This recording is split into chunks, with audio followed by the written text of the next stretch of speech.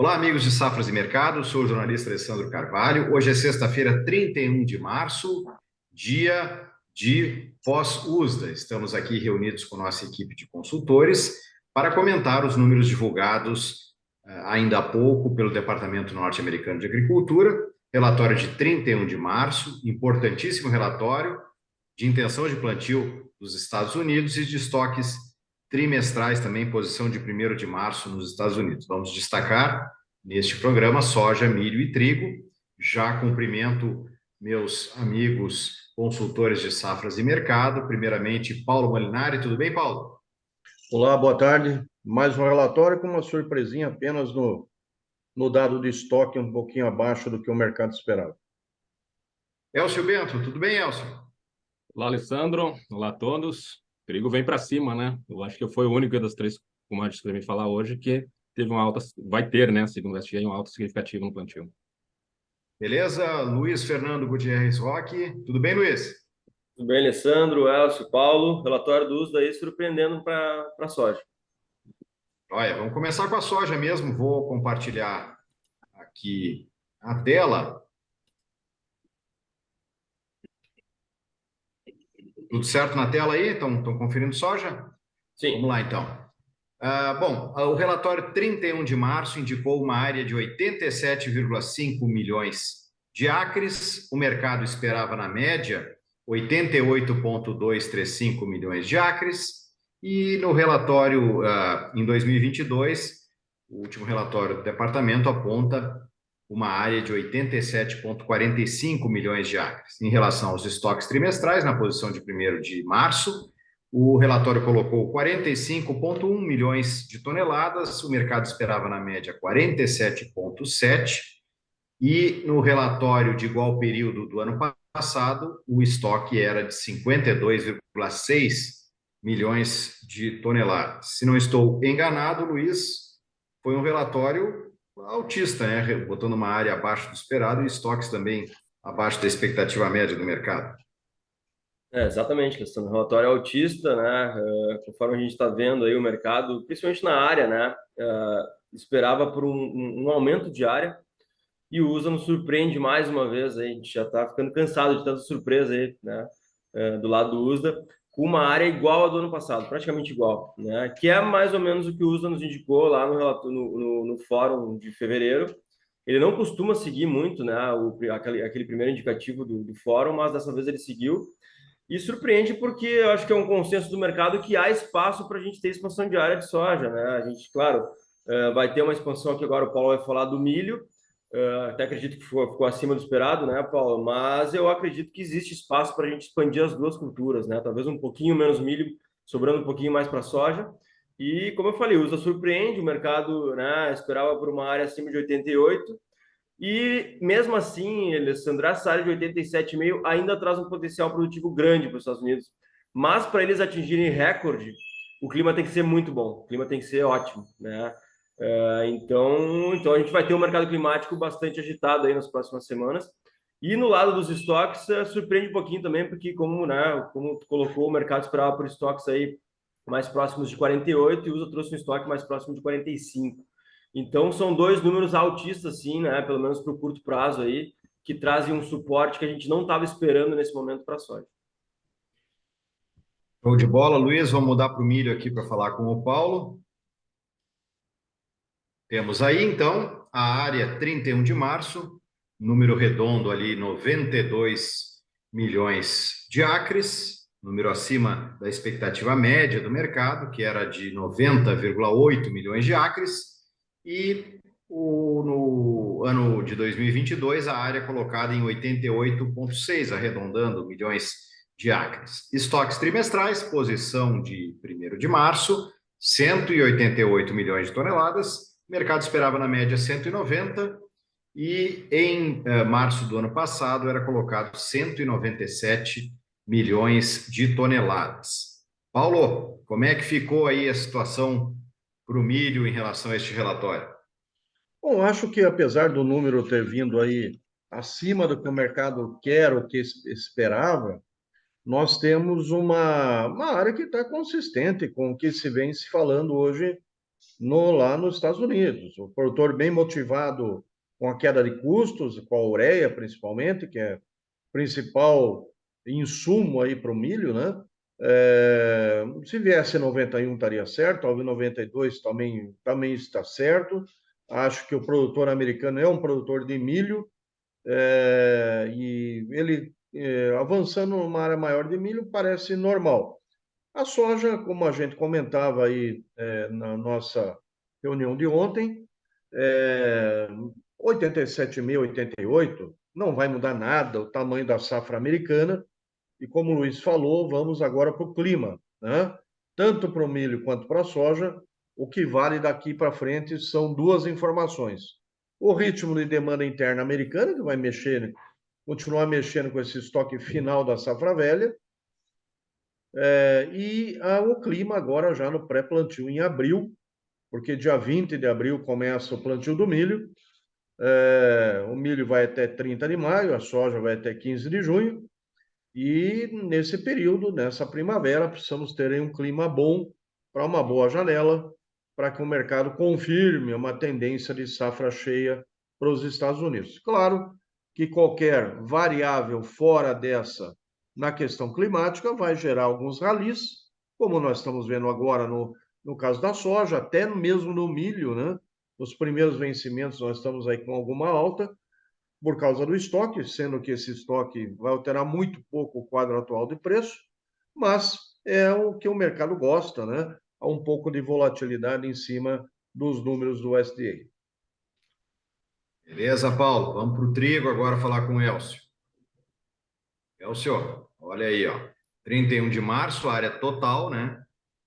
Se o Elcio depois quiser esmiuçar por tipo de trigo, cultivo, ele pode falar, fica à vontade. 49,9 milhões de acres no total, a média 48,7, expectativa média do mercado, e o relatório último em relação a 2022, 45,7 milhões de acres aí como comparativo.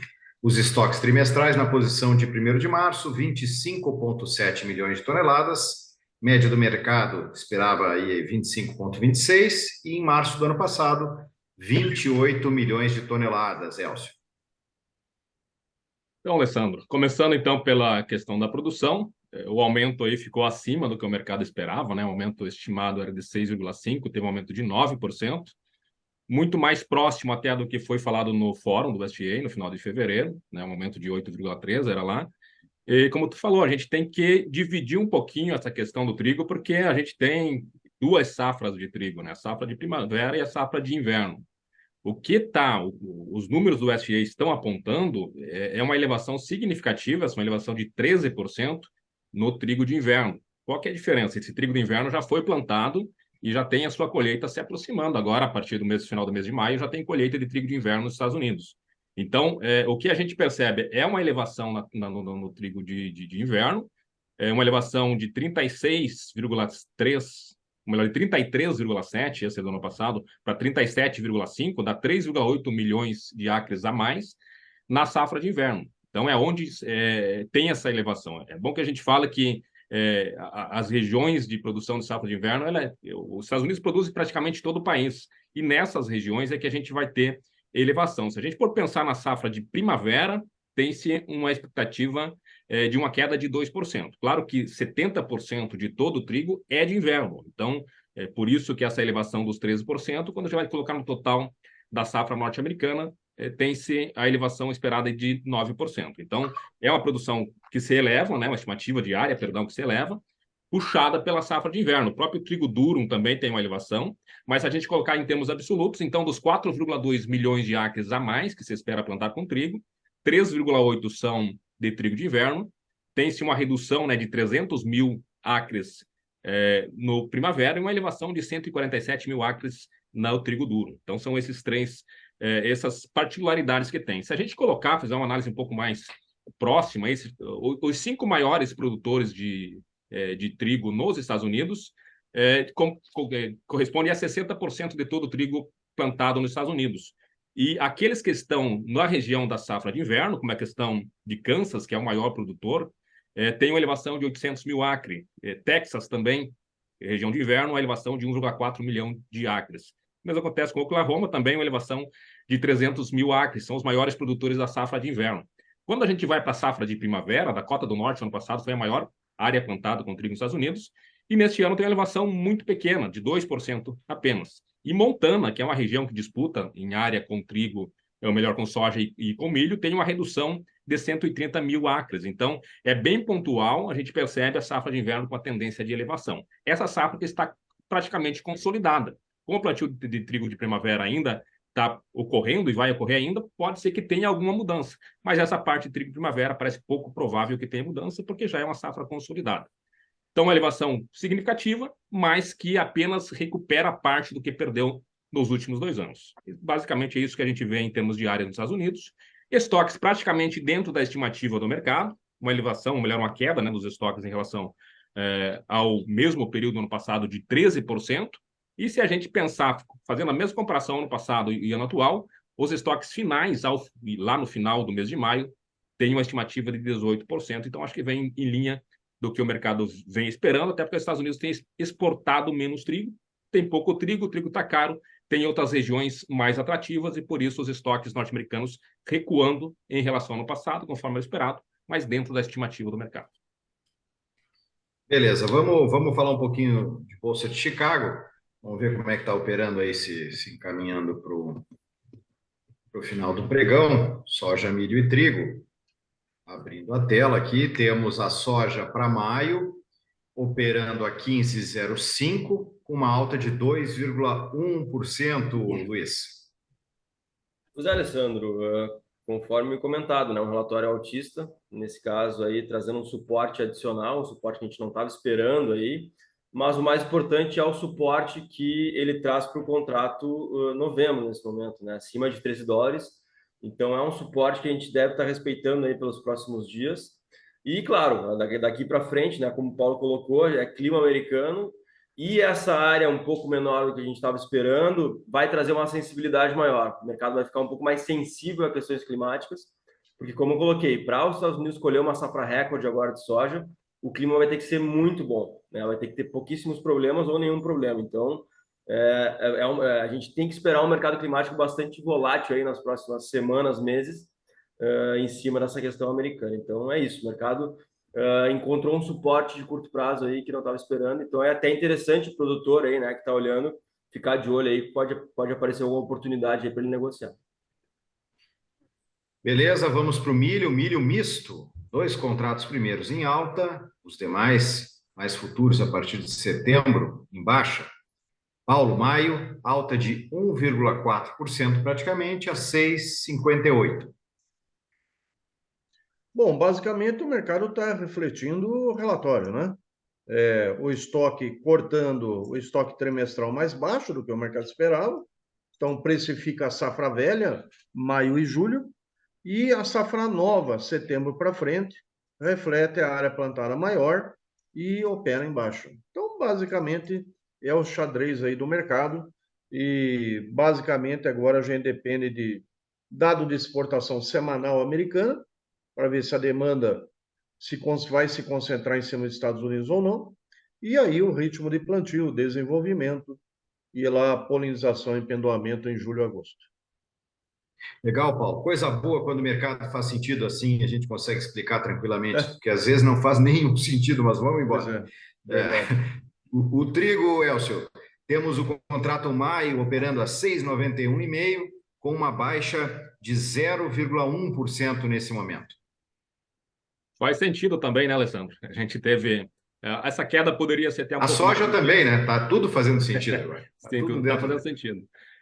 Poderia estar caindo até mais se a gente colocasse só essa visão de hoje da queda dos estoques. O mercado já tinha precificado, tinha caído bastante já ontem, né? Então, a gente está exatamente repercutindo, né? Enfim, refletindo essa elevação significativa da produção. Eu sempre ter falado, os Estados Unidos está recuperando uma parte do que já tem perdido nos últimos anos, mas assim, de notícia de impacto, uma elevação significativa de 9% da área, traz essa tendência de queda mesmo.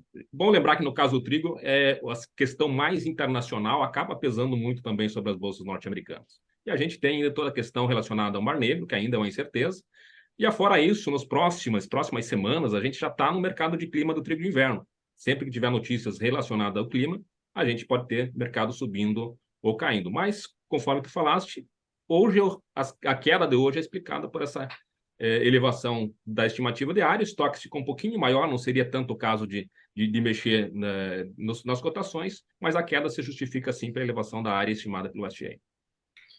Pessoal, muito obrigado. O trabalho desses senhores e dos outros consultores de safras e mercado está todo em safras.com.br, na plataforma de safras. Lá você encontra os cursos do Elcio, do Paulo, do Luiz, palestras, outras formas de consultoria. A Agência Safras também está lá com as nossas notícias, com toda a repercussão, nosso trabalho deste relatório de intenção de plantio e estoques trimestrais.